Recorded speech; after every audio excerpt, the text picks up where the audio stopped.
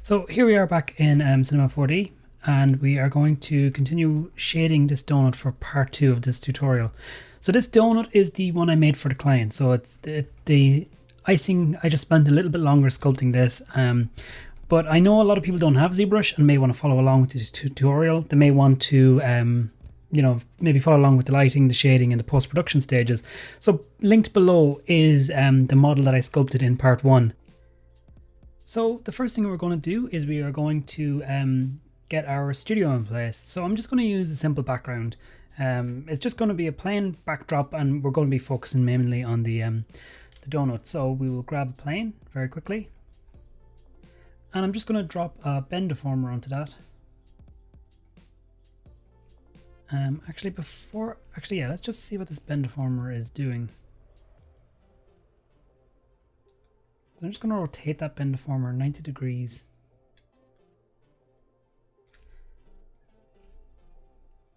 Just keep on the Y. And I'm just going to scale it down just so it's not so huge on screen. So I'm just very quickly building a studio out. So 90 to have it go right up. So if you move the bend deformer, you're actually going to move, where the bend occurs, or you can just move the plane and push it back. So we can just drop it into a subdivision surface. It is going to round out our edges, but we're not too worried about that. So the deeper this curve is, the softer the light reflecting in the background will be. It might catch shadows if it's too sharp. So if you actually shrink your bend deformer down to something like that, you've got quite an almost a corner forming here. And you don't really want a corner, essentially, not with stylized modeling where everything's supposed to look chunky and stylized and really well lit and kind of almost like it's editable, like you can actually pick it up and eat it. You want it to kind of look like it's made of, well, I guess it is food, but you want it to look like you could almost pick it up and eat it rather than just being a hard, realistic 3D render. So I'm going to go back, make this a bit bigger, just so we have this softer area for more light to kind of, if any light comes down at this angle, it'll bounce back up rather than having that sharp corner to create shaded areas that don't look very nice. So I'm just going to move our donut up a little bit. Okay, so it's going to be a back and forth process between setting up the lighting and getting the composition right. Before we even start working on the shading, it's kind of like, it's not like it's a clearly defined lighting, shading, composition kind of thing. You're going back and forth. You kind of set up the composition first, so you know what you're working with, so you know how your lights are going to work within the scene. And then you kind of work on the shaders, and then you may need to go back and tweak the lighting because you might be getting too much of hotspots or too much reflection. But it's not like it's clearly defined stages like in the first part of the tutorial where it was like 6 laid out steps. This is kind of like just juggling between composition, lighting, and shading. We'll kind of go back and forth. You'll see we'll be going back and forth as things kind of like evolve. So I'm going to grab my live viewer. Just going to make it a little bit smaller here. And in objects, I'm going to grab a camera and an area light. So I just find it easier just to grab it from here because it has all the tags applied. I can just get rid of that for now. So the first thing I'm going to do is set up the camera. So I don't want this curve appearing too much in the render, so I may angle the camera upwards a little bit.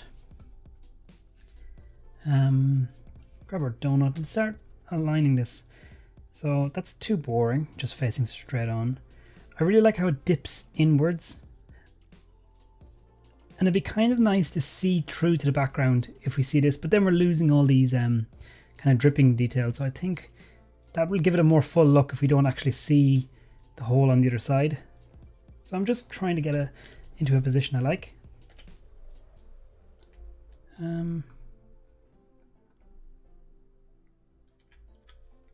So I'm just scaling it with T and then moving it around. And what I like to do a lot is I'll go to the camera and go to composition, and I'm just have it enabled and then turn on the golden section. I really like this. This kind of helps me decide where to put things. So if you turn on the crosshair, So there's our crosshair of our scene. It's nice to not have the very center of your object lining up with this crosshair, unless it's that kind of like very clean graphic look you're going for and you want it directly in the middle and it's you know, that kind of layout you're looking for. But this is more stylized, chunky, curvy. We want it offset a little bit. So I'm looking at this and I'm trying to decide what angle I like it at.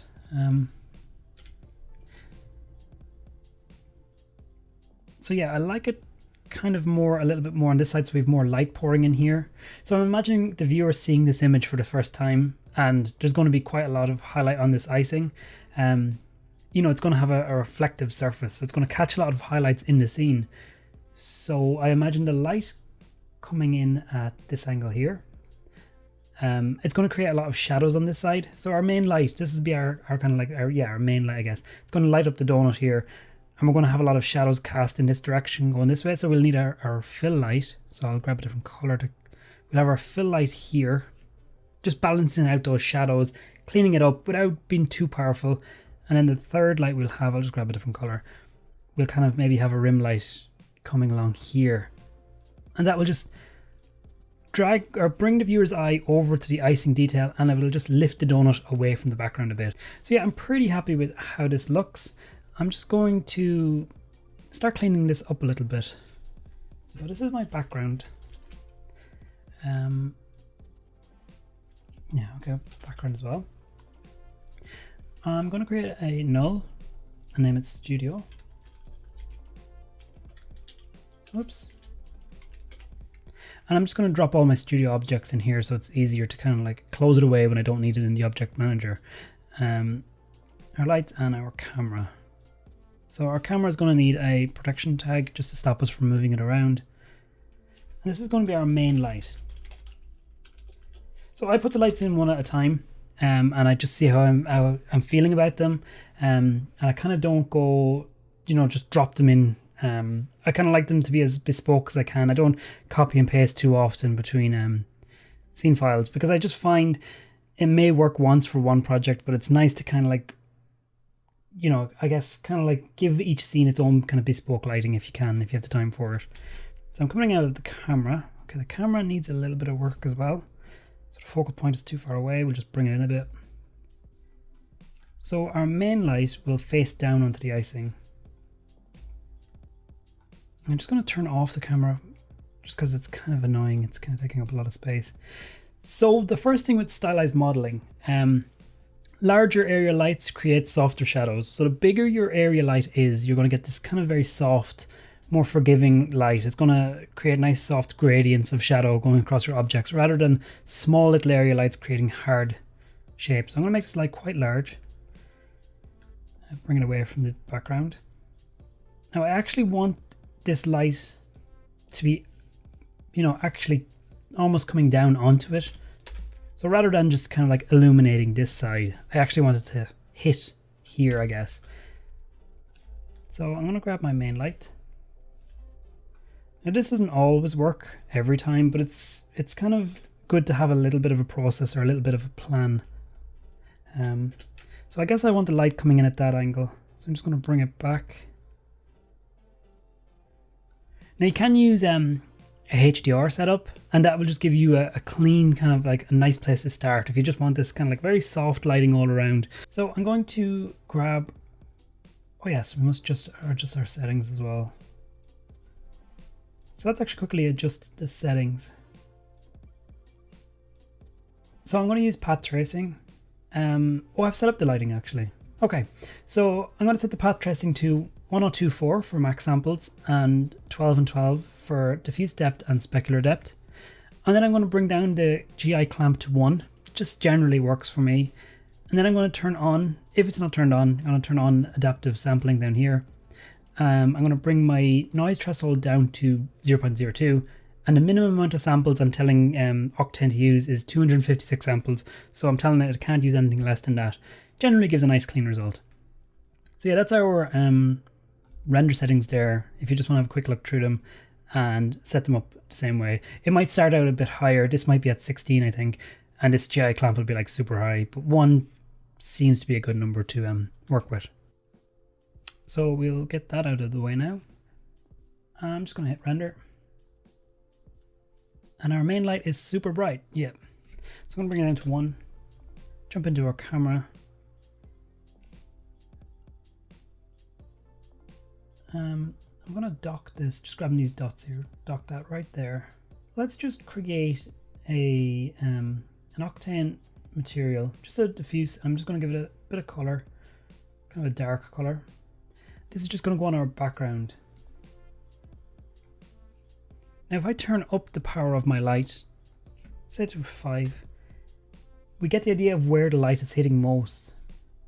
And it gives us an idea of where it's going to look in a reflection. So if this icing is super reflective, it's going to really, it looks like it's going to really hit around here. Like our lighting just seems to be hitting here. I don't know if I want the viewer to really look at that.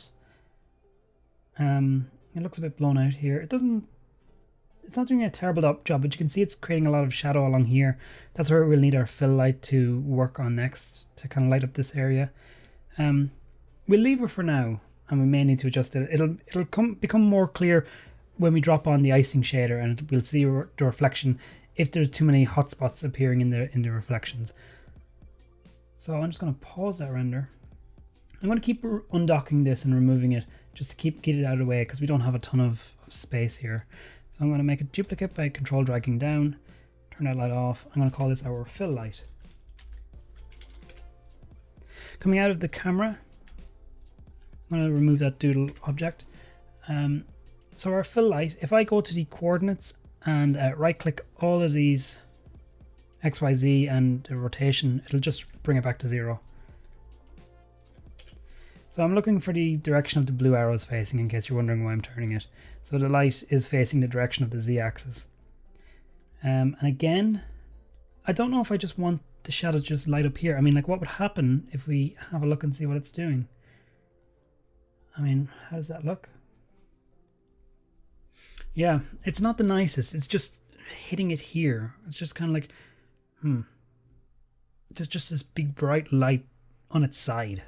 Not the nicest. So I'm going to work this into place where I think might look a bit better. Again, like I keep mentioning, once we bring in the shaders, it may change. We may need to adjust these lighting again. It might be creating not the best shapes. So these lights again, they are hitting this background object and bouncing again off the back of it. So they are filling out the scene more if they're facing more towards it rather than just the left and the right. I find it a bit boring when the lights are just left, right on top. It's not the most interesting layout. I like to kind of put them at different angles. So let's just see how this looks.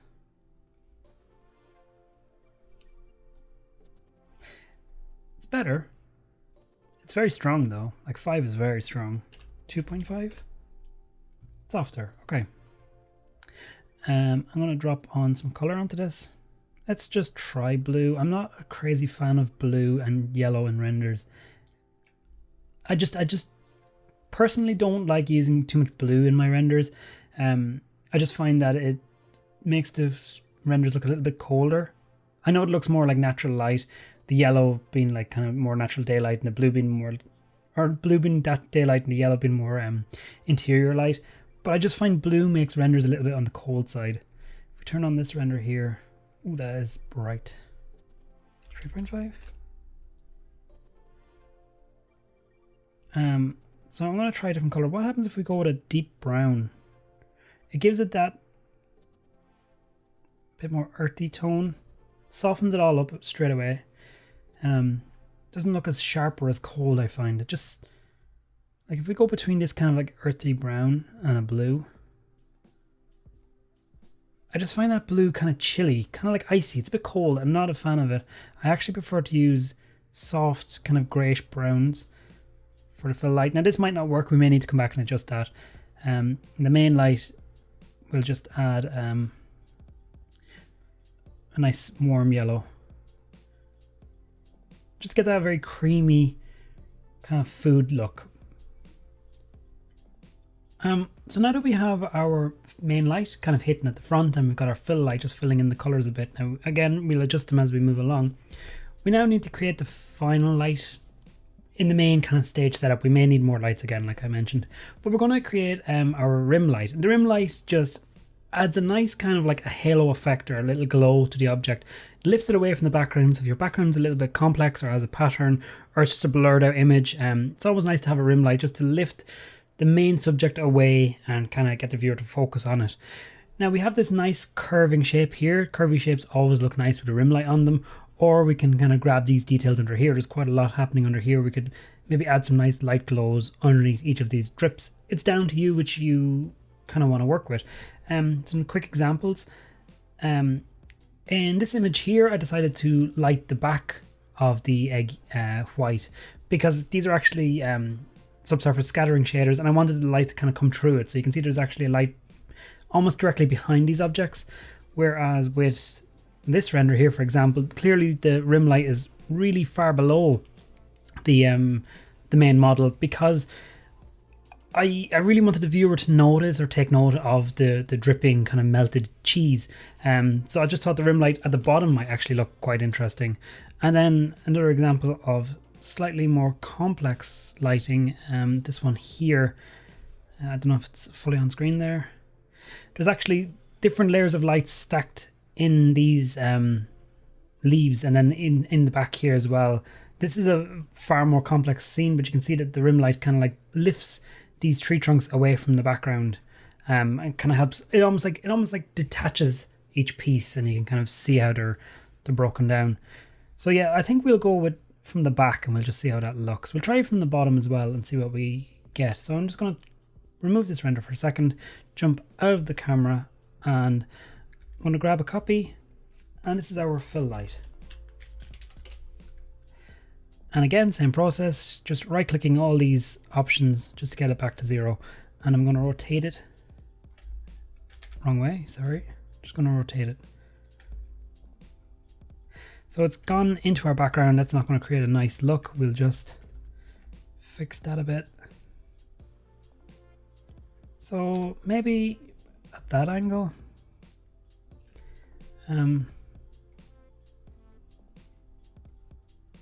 The thing with the rim light as well is it can be hard to pick a color that works. Most of the time a white or a very lightly tinted yellowy color works best.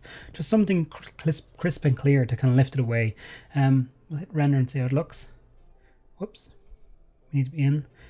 Let's just turn off our other lights. Oh, this should be rim light. Just leave it like that. It's appearing on the camera. There we go. It's not bad. I mean, it's okay, I guess.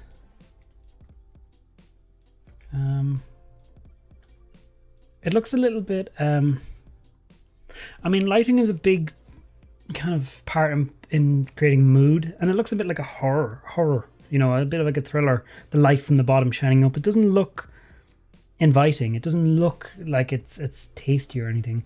I think, let's just see how it looks with our 3 lights on. It's kind of lost. It doesn't really look like we're separating it from the background at all. The power of it might be a bit much as well. Let's just bring it down to 1.5 for now. What happens if we add a color to it? We can really see it then. It's really tinting the image. Softer color maybe. This is where the kind of back and forth process will kick in, where you're kind of deciding what's working, what's not working. I'm pretty happy with the fill light and the main light. So they're good. They're kind of locked in place. They're working well. The rim light, questionable. I don't know if I like it from the bottom. I might have to put it in the background. But before we kind of continue with that, I think it's important to start working on our shaders now, because it's going to start affecting how the render actually looks, how much light is bouncing back off of this background object and onto our object, and it's going to start tinting things. So the next thing we need to work on is our shaders. So yeah, I think with this project, I think I'm going to go with a pink background, because I just think a donut, kind of a soft donut with white icing, pink might just work best, I think. So we'll just name this as we'll just go ahead with this as our background. It's just a diffuse shader. Just bring it over here. Let's see what color works.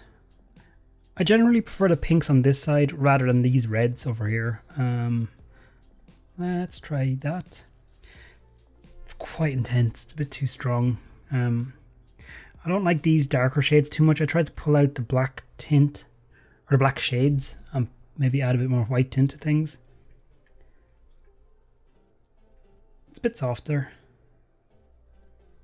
Maybe a bit more redness to it. Kind of get that 50s ready pink rather than, you know, kind of a less appealing pink. I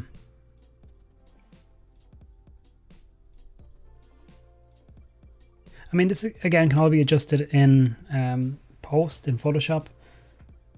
I'll go with that. I mean, like, I like how that's looking in the scene. I can see a lot of the pink is bouncing back onto this donut. We're getting a bit more reddish colors.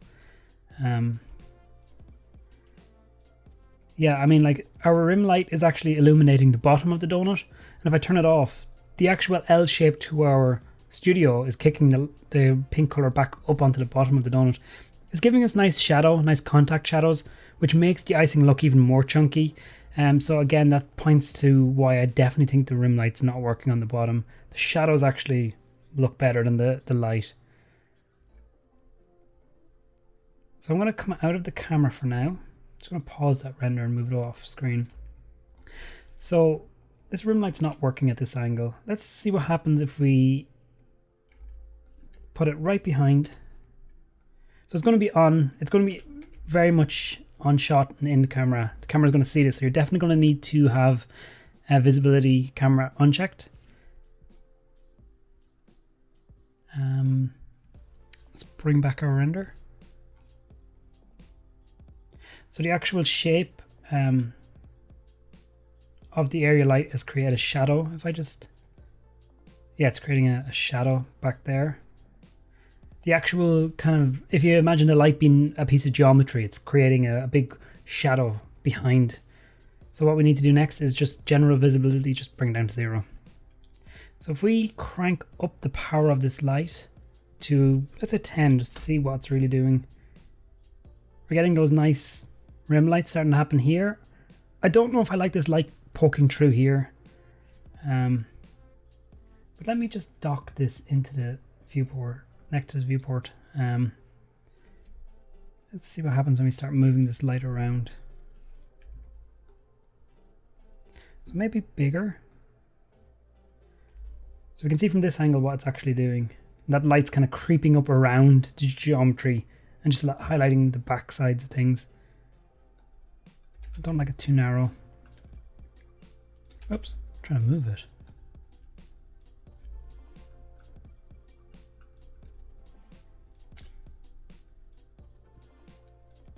You don't want your lights either to go through the background because you get these hard lines here in your render down. So try and keep them away from the background as much as you can. I'm just going to move the background away and down. It's looking better. If I turn off all the lights, so we can see what it's really doing. So it's good to just go through the lights and see what's actually changing in the scene.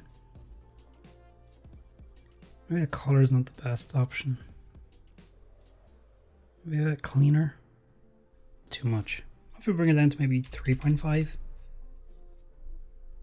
We're not really seeing anything. I'm trying to avoid light coming through here too much. I'm trying to catch these pieces.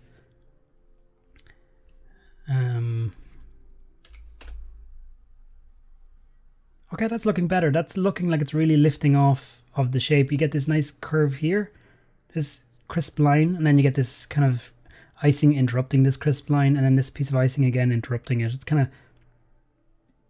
almost creating a lump over it. So you get these nice shapes lying on top of each other, and then you got these nice contact shadows down here. Our fill light might be a bit strong, and it might be at the wrong angle now. Oh, that's a bit too dull. So yeah, we'll jump into the shading stage now. I've changed the layout ever so slightly. I've just moved my materials over here and removed some windows just to give us a little bit more real estate. And I'm going to have my node editor kind of floating around. We're a bit tight on space, so I just want to make sure you can kind of see everything you need to see. Before we get started on the shading, I just want to mention 2 links that I use a lot for my shading. This Surface Imperfections Volume 1 pack, at the time of recording, this is on a special offer. It's only $29 if you want to grab it. I'll provide links in the description below. But it's a fantastic texture pack with fingerprints, scratches, smudges, and just a lot of really good stuff that looks good in shading. And the second pack I really want to mention is this Travis David's pack. He's got parts 1 and 2, so if you want to buy them separately for like $10, which is fantastic for what you're getting, or you can buy the two of them together for is it $19? $18, sorry. And I mean it's so good what you get here. There's so many maps, and he's also gone to the effort of combining some of the maps together for you, and you can kind of see how they look. So he's even done some of the experimenting for you. So yeah, this Travis David's pack and this, I'm not sure how to pronounce it, but I'll provide a link below. So yeah, let's get started here. Let's start on the icing shader. So I'm just going to create an icing shader here and drop it onto our icing. Our icing is now sitting inside of a subdivision surface. So we'll make sure this is set to a glossy. So we have our specular roughness, and we have a few more channels available to us. We want that more shiny look. The first thing we will attack is, I guess, the color of it. So I'm going to grab a RGB spectrum. I'm going to make this a very bright blue. And then holding down Control, I'm going to make a copy of that by click dragging. I'm going to make this a pink color. So we have two very, very different colors here, pink and blue. I'm going to use a mix node to mix them together. So texture 1, texture 2, and pop it into the diffuse. And it's mixing the pink and the blue at 50%. Oops, I just turned off that node. So it's mixing the pink and the blue, and we're getting a kind of a purpley color. So if I slide down the slider, we're getting closer to blue. There's less pink in there. Gets us fully back to our blue. You know how it works. What I'm going to do actually is I'm going to use a texture to drive what colors appear where. So where the blacks are, maybe the pink will appear, and where the whites are, the blue will appear. I'm going to use this texture here. It's actually a leather texture. I like how kind of like gritty and kind of tacky it looks. Kind of looks like a tactile surface. It's not like a clean, shiny surface. So I just have this on my desktop. I'm going to drag it in. I'm going to pop that into our amount. So this is deciding how much appears where. Now at the moment it's just taking over the blue color. It's like, well, this image is quite a dark image, so all the blue is kind of taken over. So I'm going to use a gradient node. I'm going to click and drag the gradient node and place it on the wire between the image texture and the amount. And it just connects up like that. Now as we crush down the gradient, we'll start seeing more red coming through. So you can actually see it in the render there. It's starting to kind of come through a bit more. So we're getting a much nicer mix of the two colors. You can also feed this gradient into the diffuse, so you can get an idea of how your texture maps are looking. But I mean, when you go with two obvious colors like this, you can tell them apart pretty easily. So we're getting a nice mix there of those two colors. I'm just trying to decide, do I want an even amount, or maybe one appears more than the other? Okay, I'm pretty happy with those two colors. So now I'm going to actually go for the icing color I want, which is kind of a whitish icing. So I'll make this one like a warm white. A bit of yellow in there to warm it up. We don't need this pink anymore, so I can delete that. I'm going to make a copy and just make it a little bit darker.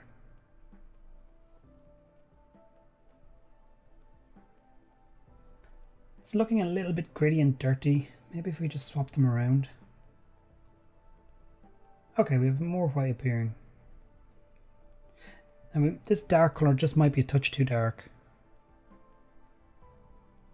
So it just adds a small bit of variation without being just one block of color. Maybe clean up a little bit more. Yeah, okay. I'm not sure if that's coming through clearly in the render. The render is constantly cleaning up. And with the screen recording, I'm not sure if you're seeing what I'm seeing here. But it's just a few darker tones mixed in. And you can still adjust this if you wish, just to knock some back out. So I'm pretty happy with the color so far. We can come back and adjust it if we need to fix it. I'll just move the node editor out of the way so you can see what's happening. So yeah, I'm pretty happy with those colors. I think what we need to move on to next, maybe we will adjust the roughness, just to roughen the surface up. So at the moment, the surface is almost like a mirror. It's perfectly reflective. It's just shining everything back. We want it to be reflective of the colors that we're using. So we want it to be a little bit more of a darker color. So I'm going to actually grab this texture map again, click and drag it down, or control drag, sorry, and I'm going to pipe that into the roughness channel. And it's kind of roughened it up a little bit. And we can just grab another gradient as well, pop it on there. So if we just feed this into the diffuse to see how it's looking, we're getting a lot of black showing through, which is going to make it a reflective surface. We can do the same thing again. We want more white. Let's just feed this back in, pop this into our roughness. Okay, we're getting less reflective surfaces now. So if I actually turn that off. So I'm clicking on this little icon here. There's a little icon here turning the node on and off. So I'm turning the node off. And you can see we're getting kind of, you can see the differences you're getting. Whoops. Better drag that back on screen so you can see everything there. So I'm pretty happy with how it's looking. It's looking nice and rough and kind of, it's like a buffered look. It's not a perfectly shiny look. It looks like it's been a little bit knocked about. The icing has kind of dried in a bit. What we need to do now is we need to kind of have a more of a brighter, sparklier surface, just a little bit more reflective. So I'm going to pop over to the index here. The index is at 1.3. I'm just going to slide it way up, get it super shiny. You can see we're getting this much more kind of a sparkly surface now. 2.3 is a bit high. Maybe 1 point. It's really down to personal taste, but I'm going to go with maybe a 1.75. So the roughness is breaking up the roughness of the surface. It's deciding whether it looks like a mirror and it's reflecting everything back, or it's more of an opaque kind of frosted window effect. So the more kind of darker colors you add in there, the more frosted it's going to get. Lighter color, sorry. But I actually want to tint this color, so it's just a whitish color, but I actually want it to be a darker color. So if I grab a RGB spectrum, so we're getting a little bit cluttered here. I'm going to move those down. So this has all got to do with the diffuse, and that's the roughness. So let's just tidy this a bit. So that's our roughness. I'm going to pick a color. Let's make it super obvious so we can see what's happening. So make it purple, feed it into the specular. I think we need, you can kind of see a purpley glow happening around here. Let's go with a more obvious color so we can see, maybe a green, a violent green, so we can actually see it. Yeah. So I like to go super bright so I can actually see what's happening and where it's appearing. And if you want less of that, just come back to your index and lower it. And it knocks it back a bit, or if you want more, like really crank that up. And you get a lot more glow happening around here. The fill lights and the rim lights are picking it up more. It's a bit too intense for me.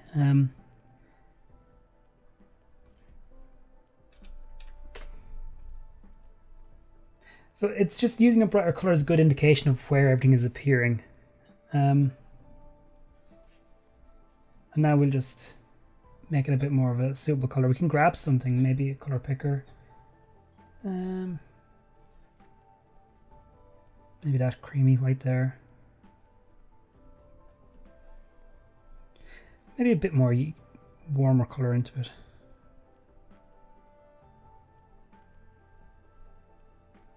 So it may be hard to see in the render or in the screen recording there, and it's slowly building up in the render as well. So it may be hard for you to see, but it's kind of got a yellowy, polishy glow to it. It's not just a white cream crisp color anymore. It's still a little bit rough. Sorry, a little bit rough. So we need to add one more. I guess one more channel we can go. We'll add a bump to it. So these are all our nodes that we've worked with. So we've got our diffuse up here, we've got our specular, and we've got our roughness. The last one we're going to focus on in here is bump. And our bump will be made up of two texture maps. We're going to use this fingerprints just to kind of like give it that tactile look. And again, we'll use our letter we've already used. So just dragging both of those into the editor, giving it a minute to load them in. And again, a mix. I'm going to mix texture map 1 in texture map 2. Now before we feed these into the bump channel, let's just pop it back into the diffuse so we can see what we're actually getting. And there now you can see how the specular channel is working, that yellow glow. If I actually just swap that color to a blue, you can see you're getting this pretty cool kind of like a midnight blue color. So you can see what actual effect that's having. But I just want to feed these two texture maps that we're planning to use for the bump into the diffuse so I can actually see what's happening. The reason I do this is I can see how big the textures are appearing. So if I crank it right up close to the top, up to 9.6 or 0.96, sorry, I can see how big these fingerprints are actually showing up. They look too large. The donut is a chunky donut, but those fingerprints look gigantic. So I'm going to select my fingerprint texture. I'm going to go to UV transform. Just click this button here and it creates a transform node. And under the X or the scale axis, I'm just going to start dragging that down. Sorry, I'm a little bit off screen there. My apologies. So I'm just going to start dragging these down. 0.2 is a bit small. The fingerprints are repeating a bit much and they look a little bit streaky.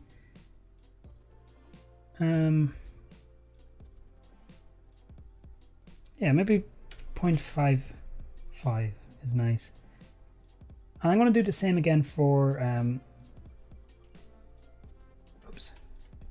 I'm going to do the same again for the letter texture. So just dragging that down a bit. It's hard to see because I've actually got it. Let's just drag the slider down. So if we make this really small, it becomes a really fine texture and it repeats a lot. 0.7 might be nice. And then I'm just going to make a copy of this, control dragging it and just connecting it up to anywhere else where I've used it.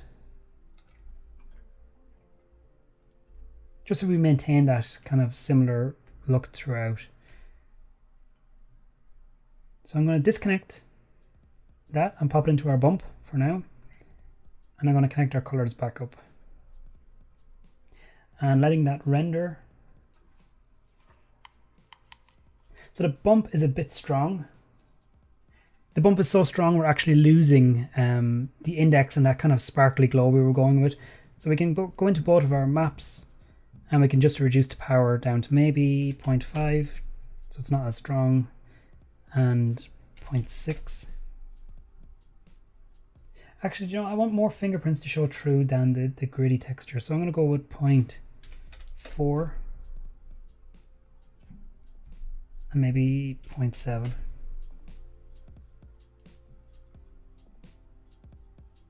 Yeah, so we're starting to get a bit of the specular back. It's starting to kind of make its way back because the bump isn't so strong. But we can, let me drag that in so you can see it. We can come back to our index and maybe crank it up a bit more.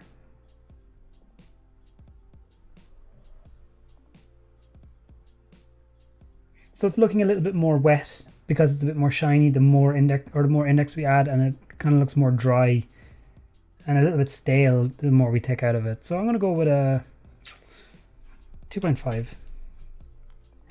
I'm just waiting to see how this looks. Now again, we're going to be color correcting this as well in Photoshop, so it's going to all be cranked up and punched up with these colors as well. So we don't need to go too hot. We're starting to get too many kind of hot spots along here, but we can adjust those with the lighting as well. But I'm pretty happy with that. I think the bump is a bit too strong still. I'm going to lower both of them back a bit, maybe 5.5 and maybe 3.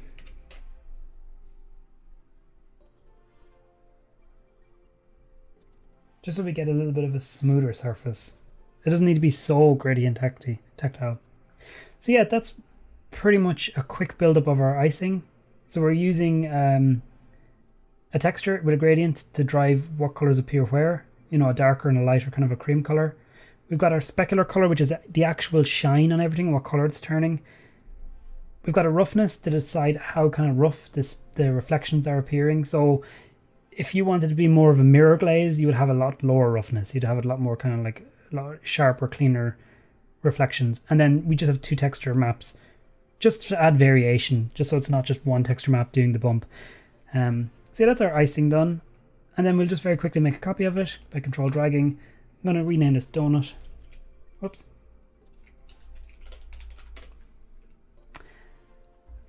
I'm going to drag it onto the donut. So we have that whole kind of color blocking look going on. I'll open up the donut and open up the node editor. Sorry, I shouldn't have gotten rid of it. And we'll just quickly make some changes to this texture map. We definitely don't need it as reflective, so we can bring down the index much lower. Maybe 1.45. The colors can change as well. So let's go with more of an orangey red. Maybe a touch more red in here.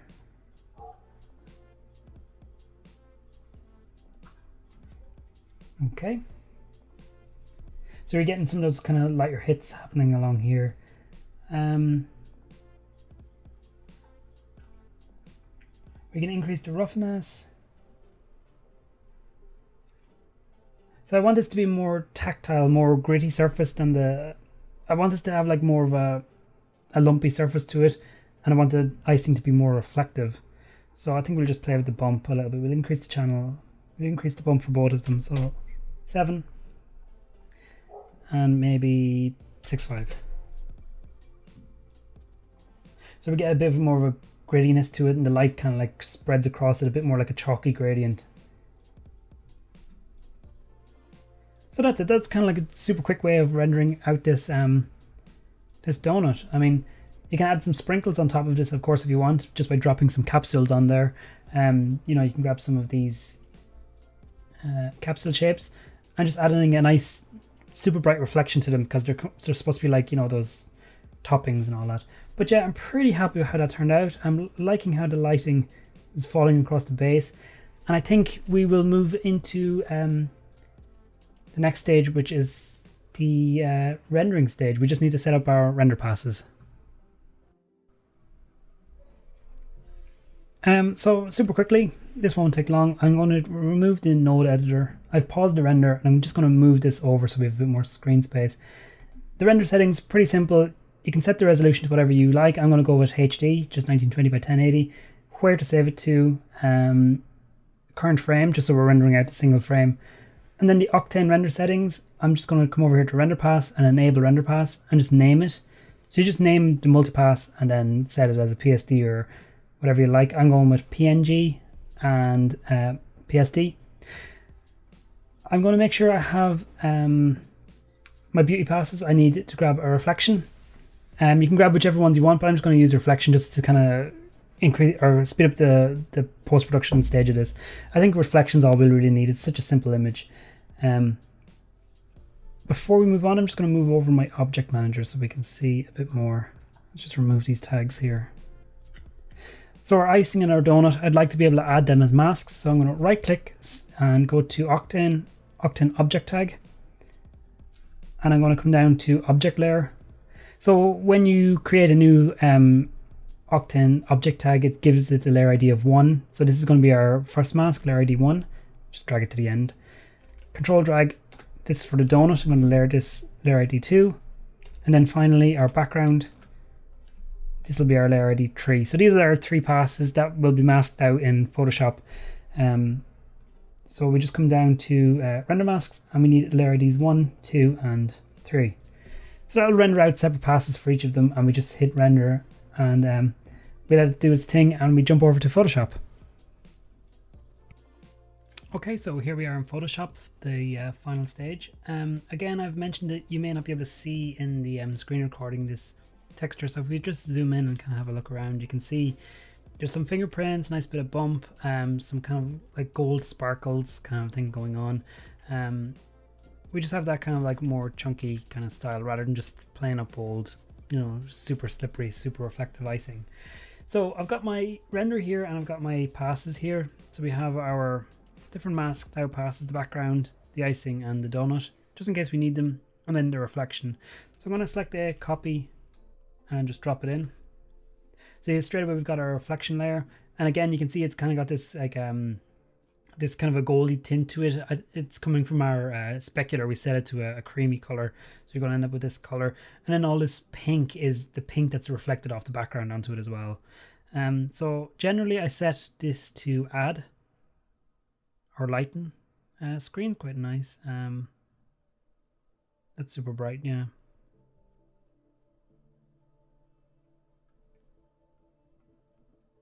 So lighten isn't doing a ton of difference, so let's just go on to screen and then just bring it down a fair bit.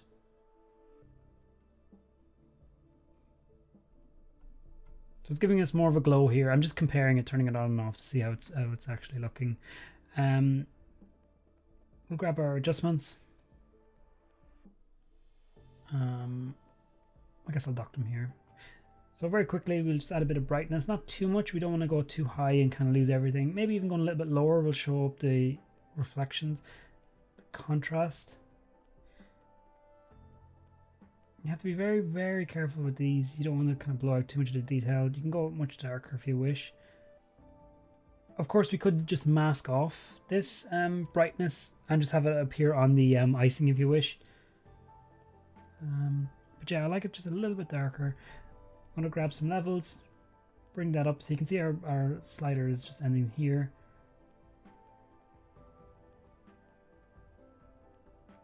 So I'm bringing it up to where that line kind of ends. And then we can kind of knock this back a bit if it's too powerful. So the only thing that's massively changing seems to be the color here of the donut. So I might just work that a bit more.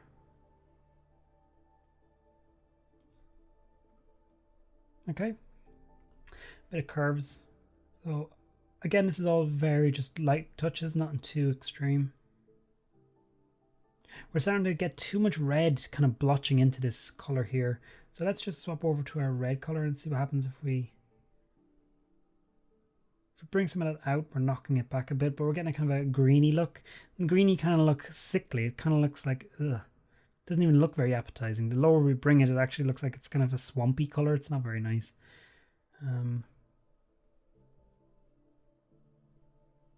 I just don't want it to be too blotchy and kind of like look radioactive. So let's bring a bit of blue into the scene.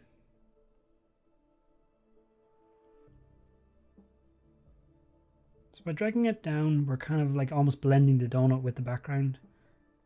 Bring it up. That seems to soften it a little bit. Let's just turn off all the effects to see what we're going back to.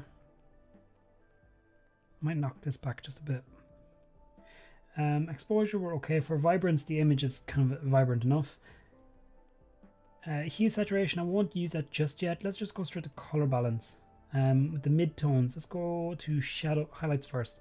So the highlights, we'll add a little bit more yellow because our icing has a kind of a goldy specular hit. So let's just increase the yellow a bit more.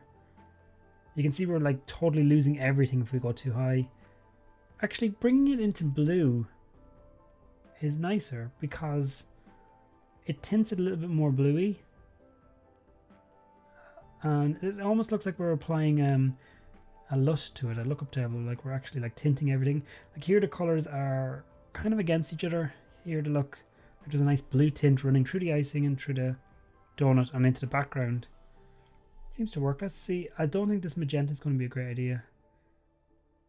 Green's definitely not working. Let's just leave it around where it was. So the shadows, let's just add a little bit of blue and see what happens. That's too dark. Too greeny.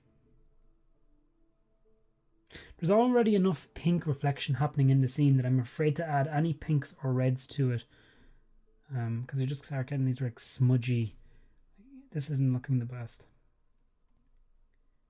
Mid-tones. Yellow, blue. Too pinky. I'm liking that. I'm sad to see the reddish colour go a bit in the background. So let's just knock that back a bit. Maybe swap that over to soft light. So you can see now the donut's actually almost looking like it's glowing. like the donut has like it's almost like an interior glow to it. It's much brighter. So going to normal, kind of looks a little bit dead and lifeless. Soft light gives it a bit of a glow to it. Now we are losing an awful lot. So I might just duplicate the layer. I'm going to grab my donut mask. Select that, copy, paste. Oops. And I'm going to deselect color range, the black. Click OK.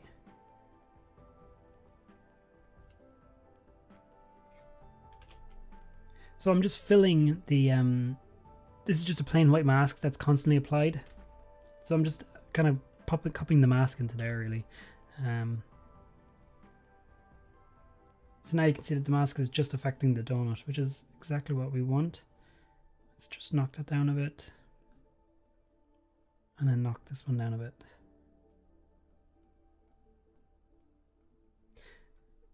I just don't like how much we're losing on our icing with this one. We only want to touch. So I like to kind of like turn them on and off just to see where we've come.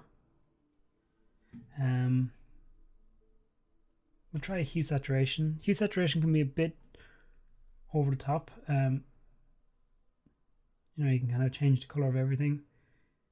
But sometimes you can go wild and then really knock it back.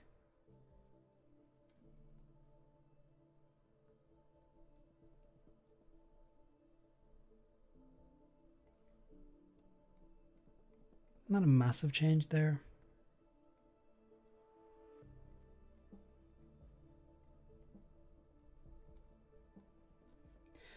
Yeah, I mean, like, I'm pretty happy with those. You can use some, load in some LUTs if you wish. Kind of change it. That's actually pretty cool looking. Nope. Or you can kind of grab any kind of like lookup table packs that you have. Maybe setting that to soft light might look nice. Knocking it way back down.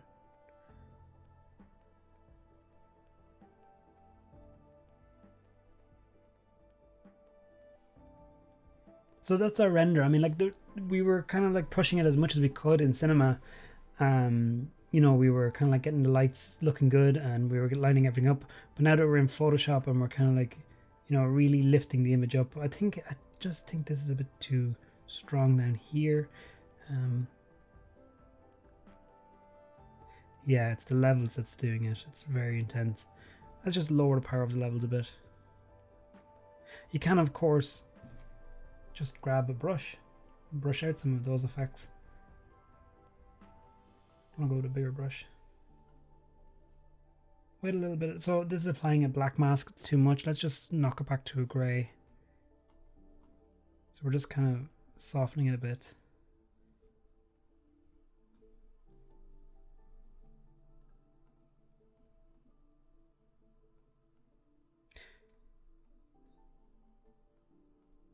So I'm going through everything just to see what's creating this kind of like splodgy orangey color down here.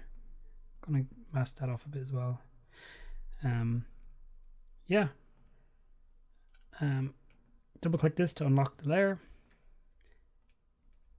Let's just drop it all into a group. We don't need this anymore. I'm going to make a copy of it. So now we've got everything editable, so we can come back to it if we need to. And I'm just going to merge the group into one image. So now that we've got like all the colors applied, if we need to go back, we've got like all of our editable layers we can go back through. And I'm going to grab the burn tool. Exposure of 10 is very high. Let's go down to about 5%. So let's just kind of work on some of these highlights. So I want to bring out that rim light a little more. Maybe just in there as well. Now this would be much better with a Wacom tablet, much softer effect as well. But I'm just kind of like running through it just to kind of like add a little bit extra brightness.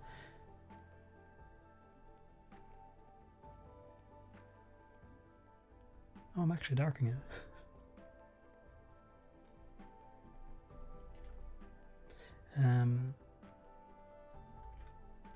Okay. So I was actually darkening where I needed it to be brightened. Yeah.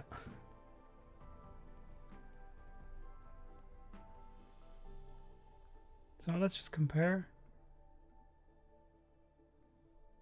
I might bring the brightness back here a bit.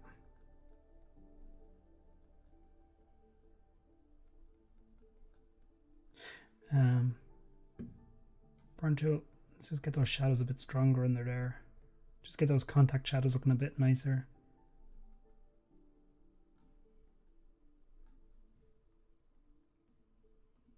There, so that the dodge and burn, I always mix them up, but it just makes it look a little bit more dramatic. Oh, that's making it look a little bit too dirty. And then finally, the last thing we're going to do is go to our blur gallery, tilt shift. Now you can do this in Octane if you wish, setting up the depth of field, but I mean, like, it's just super quick to do it this way.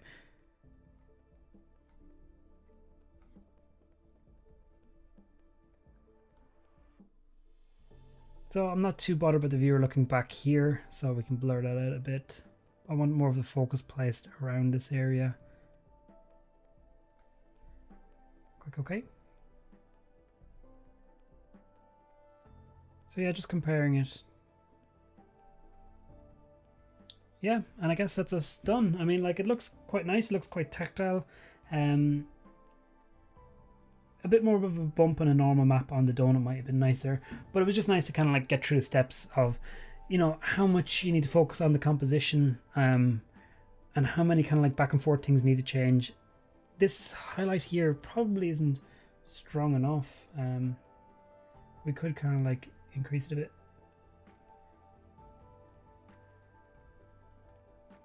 You know, just so you can kind of get the idea that this is a curving surface and not just a big flat area. So actually maybe making this a bit brighter, and then the area right next to a bright spot a bit darker, so it falls in there.